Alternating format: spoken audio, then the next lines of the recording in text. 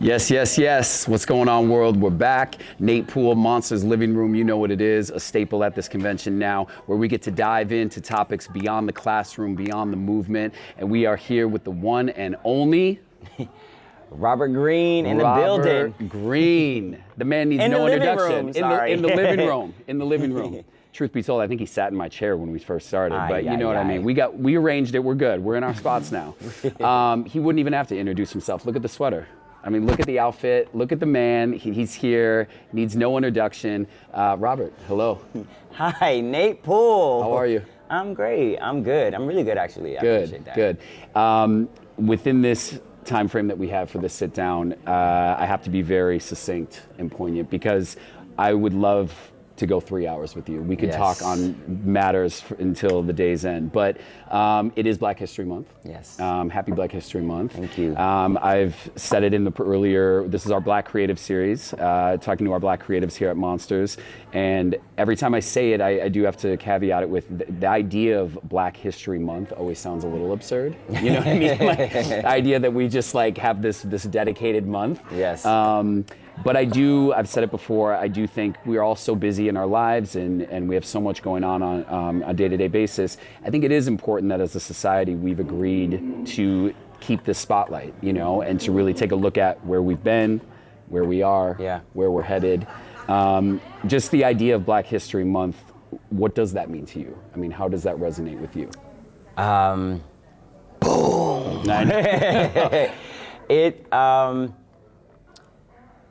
Sort of separate from dance, I think it's a moment of recognition, I feel like. I think so often societally and situationally, there was an issue of recognition, of just equality. And so it's just a moment to like remember and to remind yourself that, okay, I'm not crazy. I do have an emotional experience with being a Black person and a Black creative. And the month reminds you to love yourself and to also honor the pain, but also to like look towards the beauty. So it has a duality to it, of course, you know, because it is confrontational, but I do think it's so necessary. And to be honest, that like we were just saying, like 1 month to reflect on that is not, what is that even, you know? So it's something that really should be celebrated as a part of this country's history because of the work that we, you know, Black people and creatives have contributed to society. So absolutely, it's I recently heard Killer Mike say in an interview, one of the greatest exports of Black people to society is culture.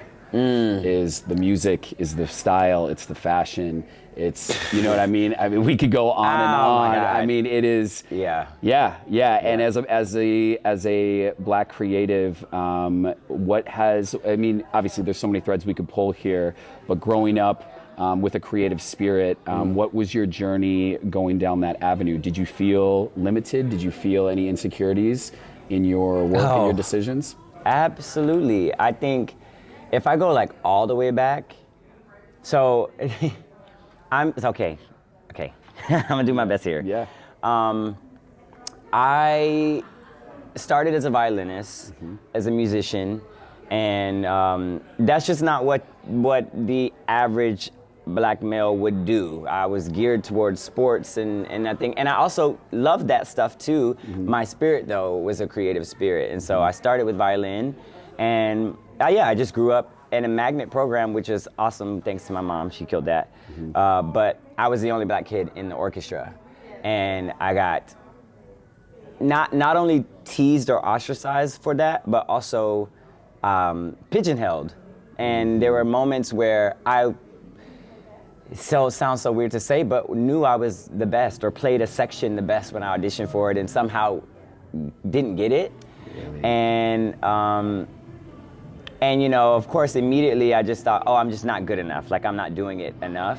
But to learn that there was more dynamics to it than that. And It was just Do you think that you were naive to that at an early age? Absolutely. Yeah. Absolutely. Because I'm like, oh no. Which is almost a beautiful thing, because we're not inherently born to feel that way. No, Right. exactly. Right. And so I had to learn, sadly, that would be a part of the creative journey as well. And so moving towards like dance and everything, I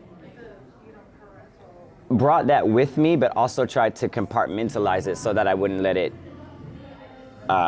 fog my passion and what I wanted for myself. It still bothers me. I'm not gonna lie. Yeah.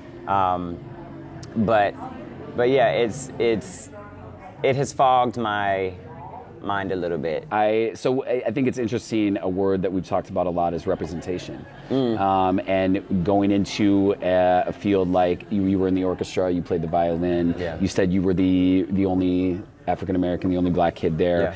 So when you were early on, though, that didn't really cross your mind. But as you get older, how important does representation come? How important does it become to see others walking that path? It's huge. It is huge. I like, separate from my personal experience, I've learned to realize how vital that is, and that I'm actually helping pave the way of opportunity or even possibility for another black kid my age.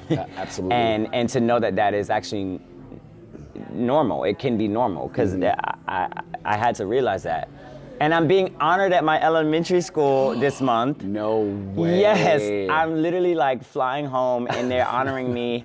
What? I'm like, I haven't Kids are even, gonna be like singing, like What? there's gonna be a whole crazy. The first place I picked up a violin or even took a tap class. My first dance class was a tap Incredible. class. And Did a former teacher, principal, or someone reach out? yes, Yeah. yes. Oh my God. And I'm just like, That's okay, amazing. it's moments like these, it's at the end of the month, it's moments like these that actually show me, like, out of all the people, I'm sure somebody has done some crazy stuff coming from my elementary school, but to know that I am that to them, and that, and I grew up across the street from the projects, so like, literally, my school was across from Walnut Terrace, it's like the worst part of town.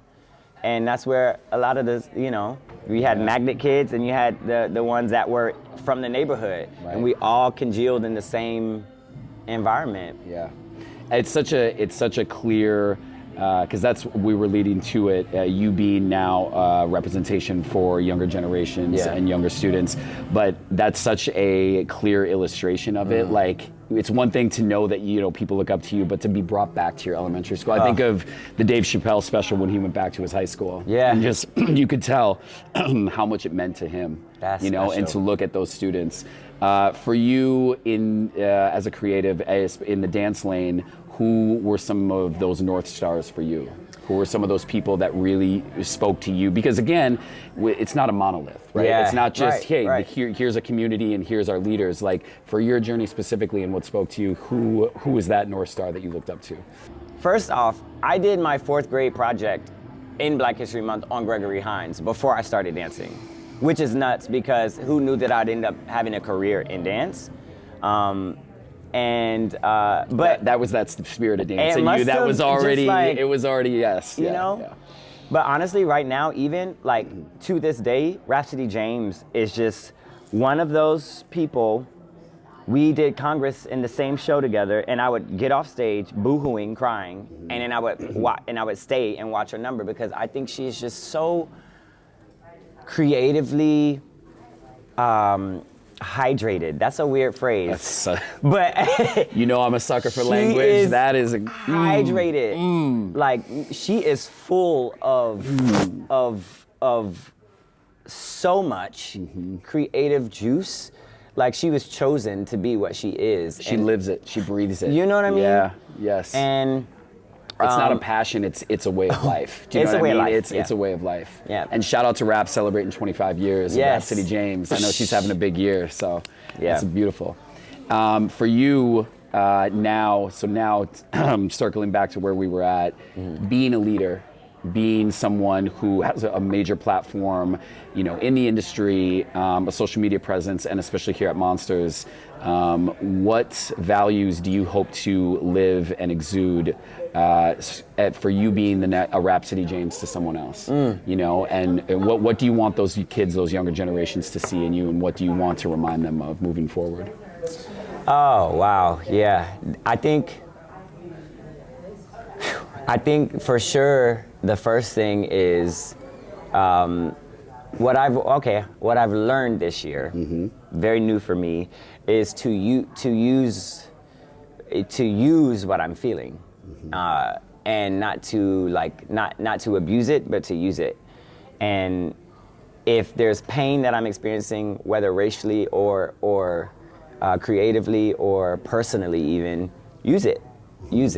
I think that is how you speak. That's like the universal language. Like, we have all actually gone through pain. Pain is not a isolated experience. We all know what pain feels like because we're all the same. You know, it's part and parcel to the human condition. It really is. And so, one thing that I would suggest or even give advice to young Black creatives is just to use it and share it. The more you create and put it out, the more someone's going to see it and resonate with it and be like, I'm not alone in that, you know? Yeah. And to know that, like, you have a lot of years and things behind you that make you feel less than. But that is, it's just like Origin the film. It's like you grow from the, shout out. Plug. You grow from the darkness, but then you become this miraculous blossom. Absolutely. And this beautiful lotus flower. And yeah, we're special, and that we're not alone. I don't know. And we need leaders. We need people like you to remind us of that. Yeah. You know, and especially when I say us, I mean you have such an impact on everybody, but especially younger generations, young dancers, young artists, who it can be a very insecure time. Absolutely. You know, and I don't know that we ever solidify into a full identity. We're constantly changing. Yeah, right? We're not a noun, we're a verb, we're a process. Yes. We're constantly changing. But to see someone that has traveled that journey and is so unapologetically themselves and comfortable in their skin, it's really, really important for younger kids. So promise me that we're going to do this again, because we have so much. There is so much. This was just one peel of the onion. Like you said, a thread. It's one just thread. One. I'll take this, put it in my pocket. Thank you, Robert Green. You're special. Of course. I love you. Thank you. Living Room. We out.